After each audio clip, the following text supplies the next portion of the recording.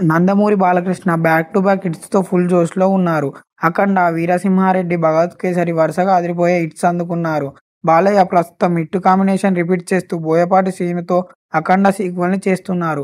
'సింహా'తో మొదలైన Balayya Boyapati combination 'legend' 'అఖండ' సినిమాతో భారీ విజయాలు అందుకున్నారు. ఇక ఇప్పుడు 'అఖండ 2' భారీ అంచనాల మధ్య పాన్ ఇండియా స్థాయికి తెరకెక్కుతుంది.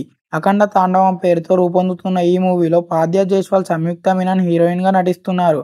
ప్రస్తుతం షూటింగ్ జరుగుతుంది అని చెప్తున్నారు.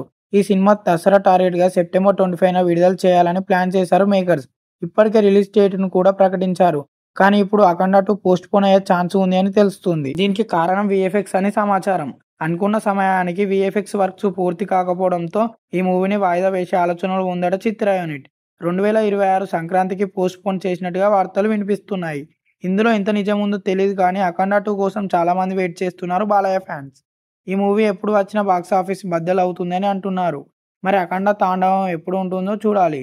ఈ మూవీ కోసం ఎంతమంది వెయిట్ చేస్తున్నారో కామెంట్ చేయండి.